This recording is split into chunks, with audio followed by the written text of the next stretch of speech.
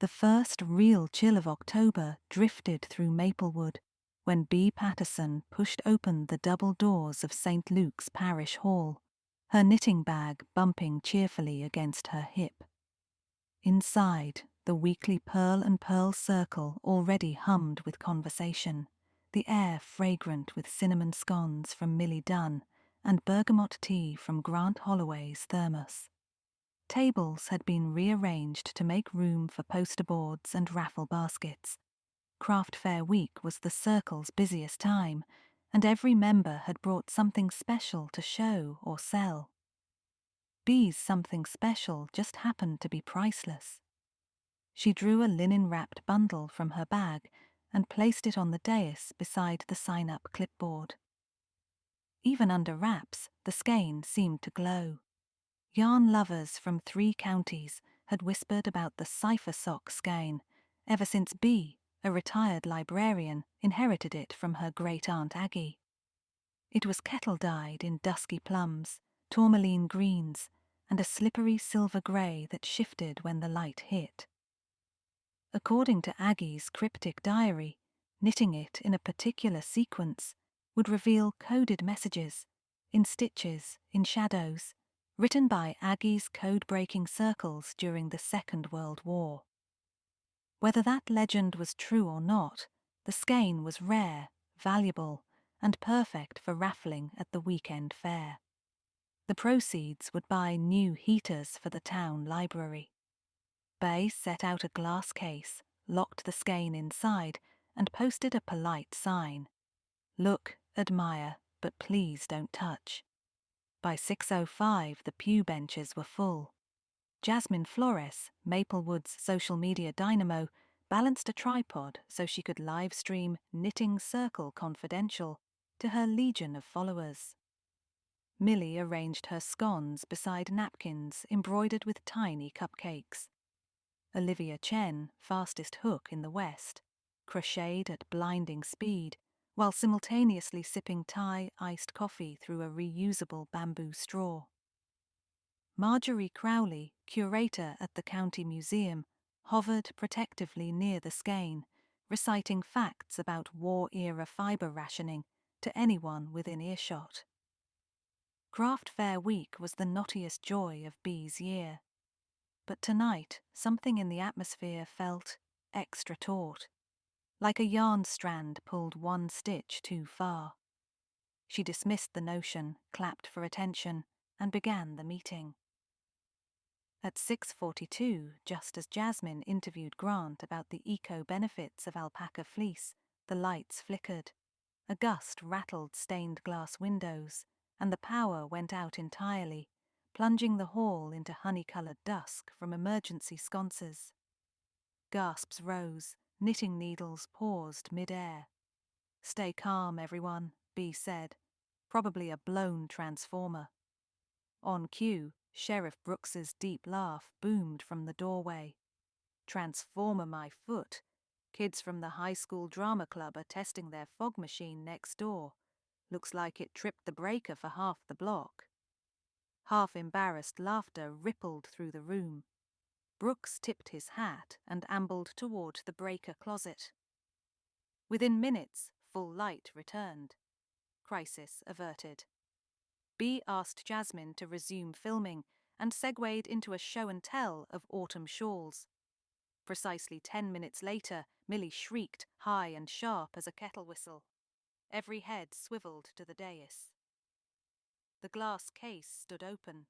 The cipher sock skein was gone. For a heartbeat, nobody moved. The only sound was Sheriff Brooks snapping his flashlight closed with a metallic click. Bea felt a crack of cold through her wool cardigan. Then instinct, honed by 30 years of solving bookshelving mysteries, kicked in. She counted breaths, catalogued faces. Olivia's coffee straw hovered mid-sip. Her dark eyes were a question mark. Jasmine fumbled with her phone, mouth agape. Grant's broad shoulders stiffened, alpaca fleece bag clutched to his chest. Marjorie pressed knuckles to lips, the very picture of curatorial grief. Millie simply moaned, Oh heavens, the code yarn. Sheriff Brooks cleared his throat. Nobody leaves. This qualifies as grand larceny. He looked at B. Madam Librarian, you got any idea how much that string's worth? Technically, it's wool, B murmured, and auction houses estimated high 4 figures, though Aggie's legend is what adds zeros. She willed calm into her voice. Sheriff, may I assist? The Circle trusts me. Brooks considered, then nodded. You've earned your amateur sleuth badge plenty. He turned to the group. Phones on the table, bags too. Sit tight. The members obeyed. Bags thudded onto tabletops like colourful little suspects lining up for a mugshot. Bee spotted her knitting journal behind the lectern and opened to a blank page. Clue list, she wrote. Opportunity, motive, yarn dust. She began. 1. Blackout, approx. 6 minutes, check breaker logs. 2. Case reopened, key missing, or lock picked. 3. Any fibre traces. She snapped on her reading glasses and studied the glass case. A thin smear marked the latch. Lotion? Beeswax, maybe. Millie's homemade hand salve smelled exactly like that. Lavender and beeswax. Yet Millie was arthritic. Swiping the yarn would require speed. Bee moved table to table, quietly observing. Grant's canvas alpaca bag bulged at odd angles. Olivia's crochet project had changed colour. She now worked pale silver-grey stitches that suspiciously matched the missing yarn's metallic undertone. Jasmine was texting furiously until the deputy confiscated her phone. Marjorie, usually talkative, stared at her cuticles. Brooks performed perfunctory searches, but found nothing. Could be shoved down a boot or slipped into the ceiling grate, he muttered, annoyed. I'll bring in K9 in the morning. The Circle collectively groaned. Morning meant postponing setup for the craft fair, possibly losing their best fundraising slot. B decided the matter required a speedier solution. Sheriff, she said, give us 15 minutes. She turned to her knitters. We know each other's stitches as well as our own fingerprints. Let's unravel this. No one refused. In Maplewood, community was sacred, and so were baked goods. Millie tore a scone in half like a peace offering and pushed it toward B. We'd better hurry, dear. B convened an impromptu roundtable on the stage. She asked each member to recount whereabouts during the blackout. Millie had scuttled to the kitchenette to warm cider. Jasmine was adjusting ring lights near the outlet. Grant sanitized his shears at the sink. Olivia claimed she'd been at her table, counting shell stitches. Marjorie hesitated. I went to check the fire exit, she said. Those old hinges squeak. B scribbled. Fire exit? Odd choice when power outages rarely cause fires. Yet Marjorie loved preserving things. Perhaps she was simply cautious. Opportunity, yes. But what about motive? She looked at Jasmine. Fame? Viral video of cracking wartime code? Grant could sell the skein to city boutiques and fund his alpaca rescue. Olivia might translate the code for a national crochet title. Marjorie could display it at the museum. Millie? Sentimental value. Aggie once taught her tatting. Bee's pen tapped the paper. Each had reasons. But she needed thread she could follow. Cue the first oddity, a single alpaca fibre dangling from the latch of the glass case. Dark fawn, longer than sheep's wool. She plucked it with tweezers from her notions tin. Grant, Bee called, is this yours? He scratched his beard. Looks like Carmen's fleece. I trimmed her yesterday. Meaning the thief handled the skein with your bag or clothing, Bee mused.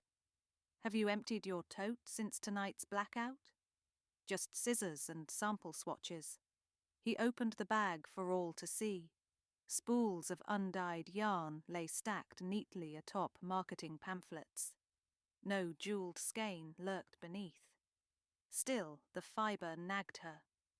Why transfer at all unless the thief had bumped him or used his bag as a hiding place? She pivoted to Jasmine. Your live stream, did it archive to the cloud before phones were seized? Jasmine brightened. Yes, auto-save. My laptop's at home. We can pull footage. Brooks agreed to escort Jasmine home under supervision. While they drove, Bee led the remaining knitters in an exhaustive room search. They shook curtains, unzipped couch cushions, even checked Millie's scone tin, which delighted the deputies when it yielded only crumbs. Nothing. When the sheriff returned with Jasmine's laptop, the circle gathered around. The recorded stream flickered to life, time-stamped 6:40 p.m. It showed Grant discussing alpaca micron counts. In the background, Marjorie crossed toward the fire exit. Olivia hunched over her project. Millie disappeared into the kitchenette. Then the blackout. Screen went to pixelated static, though audio picked up muffled shouts. When lights returned at 6:47, Olivia reached for her iced coffee. Grant latched his alpaca bag. Marjorie re-entered frame from opposite side of hall. The glass case was already open, but Jasmine's camera angle didn't capture it. Bee replayed, freeze-framing Marjorie's movements. Something gleamed in the curator's hand as she returned. She zoomed, grainy but distinct, a small brass key. Marjorie gasped. I found it on the floor near the breaker box. Meant to hand it to you, Sheriff." Brooks planted fists on hips. "Yet you pocketed it instead." "I was afraid," Marjorie insisted. "Afraid someone would use it again." Bee quieted him. "Let's test that." She fit the key into the display case. Perfect match. "So Marjorie took the key," Jasmine whispered dramatically. "But did she take the yarn?" Bee eyed the curator. "Did you, Marjorie?" "No." Tears shimmered. "I only wanted to protect it. Aggie's artifacts belong in climate-controlled storage, not raffles." It rang partly true. Marjorie had crusaded for artifact preservation. She'd waged a polite war against the Rotary Club for displaying antique quilts in direct sunlight. "Suppose you did secure the key," Bee said gently. "Where is the skein safer now?" Marjorie hesitated. "I thought, inside Grant's fleece, nobody would suspect plain brown wool. During the blackout, I slipped it in his tote, intending to retrieve it later and deliver it to the museum." Grant's eyebrows shot skyward. "I searched my bag myself." "Did you check every swatch?" Marjorie shot back. Bee exhaled. "Let's upend the bag again, thoroughly." They laid it flat, parted each thick hank. Still nothing, until Bee felt a firmer cylinder buried in an outer seam pocket. A travel mug. She unscrewed it. Hot tea smell curled out, and a glimmer of silver-grey yarn peeked above the liquid. Olivia squeaked. Grant swore softly. Marjorie swayed. Sheriff Brooks extracted the skein with tongs usually reserved for bake sale doughnuts. Wrapped tight, dry as dust. Someone had hidden it in the insulated mug, perfectly protected. "Looks like Marjorie told the truth about stashing it with Grant," Bee said. "But who moved it into that cup?" All eyes slid to Grant. He raised both hands. "I only brewed chamomile once lights came back." He pointed to the kitchenette kettle. Steam still trickled. "Whoever sneaked that skein in used my mug while I fetched hot water." That lined up with timeline. After lights returned, Grant walked off camera for maybe 30 seconds. More than enough time for sleight-of-hand artist. "Who sat nearest the mug?" Bee asked. They watched video again. Grant left his tote on table beside Olivia. Olivia Chen, crocheter extraordinaire, now picked invisibly at a hangnail. Bea recalled those silver-grey stitches Olivia worked after the blackout. She zoomed on video. Indeed, she used pale yarn, but not the stolen skein's variegated tones. Yet on Olivia's live swatch now, colours shifted. Plum freckles, green dashes, identical to the cipher yarn. Bea approached Olivia's table. "May I examine your project?" Olivia's lip wobbled. "It's just a test square." "Of course." Bea touched the fabric.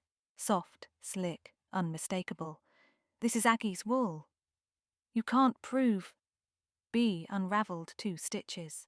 There, visible under bright lamp, sat minuscule pearl bumps forming morse. The letter F. She held it up. "Olivia, you've already begun decoding Aggie's message." The crochet hook clattered. Sheriff Brooks cuffed Olivia, gently per Maplewood's softness, and read her rights. "But why?" Millie whispered. Olivia's shoulders slumped. "The National Cipher Championship starts next month. Winner gets a patent law internship. I'm graduating with debt. Every year puzzles escalate. Imagine presenting actual wartime code woven into fibre. I'd win instantly." Her voice cracked. "I planned weeks. New craft fair would bring the skein." When the blackout hit, I opened the case with Marjorie's key. She'd dropped it. I slipped the skein into Grant's tote because everyone crowds around his alpaca samples. After lights came on, I pretended to crochet my regular cotton while I wound off a few yards. But Marjorie stuffed the whole skein in and chaos followed. Marjorie looked ill. I aided a thief. "Not intentionally," Bea assured her. "Olivia used your good intentions as cover." She glanced at the younger woman. "I'm sorry about your loans, dear, but aggression toward communal property unravels the very fabric of trust." Olivia's eyes brimmed. "I know. I panicked." Brooks signaled deputies. "We'll file paperwork, but with first-time offense and restitution, judge may go easy." Olivia nodded, tearful. As she was led away, Bea silently hoped Maplewood's restorative justice program would channel Olivia's brilliance into something kinder. The parish clock tolled 9. Exhausted knitters slumped around teacups. Bea fetched the rescued skein, now resealed, and addressed the group. "Craft fair begins in 2 days. After tonight, bidders will be more eager than ever. But we must secure the skein properly." She looked at Marjorie. "Will the museum loan us a portable shadow box with alarm?" Marjorie perked. "Absolutely. Climate-controlled with UV glass." "Done." Bea smiled. "And when the raffle is over, perhaps the winning bidder will consider temporary exhibit at the museum." She scanned the room for objections. Found none. Community thread rewoven. Sheriff Brooks tipped his hat. "Glad that's settled. Bea, you continue to out-detect my staff." She chuckled. "All those years shelving mystery novels were bound to pay off one day." She pocketed her notebook, noting Aggie would have been proud. As members began tidying, Jasmine edged near, phone reclaimed. "I stopped live stream after the blackout, but I recorded the solve," she whispered. "Internet will eat it up, with your permission." "Blur Olivia's face," Bea said. "Highlight the importance of honesty, and maybe include Millie's scone recipe." "Done." Jasmine sprinted off. Bea joined Grant stacking chairs. "Sorry about the alpaca mug abuse," he laughed. "Better yarn than yak butter. Besides, now Carmen's fibre is part of local law."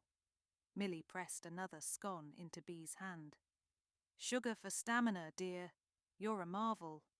Bea patted Millie's arm. "It was teamwork, like proper knitting. Every loop supports the next." Lights dimmed as volunteers shut switches. Bea lingered by the glass case once more. Aggie's yarn lay serene, secrets intact, codes yet unknitted.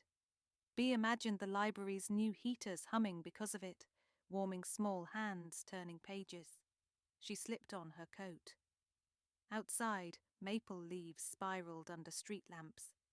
Craft Fair week would dawn bright and busy, but tonight Maplewood slept safer, stitched together by trust and a skein of code-bearing wool. And maybe, just maybe, when the winning bidder finally knit the legendary pattern, Aggie's message would spell something cozy and perfect. Keep each other warm.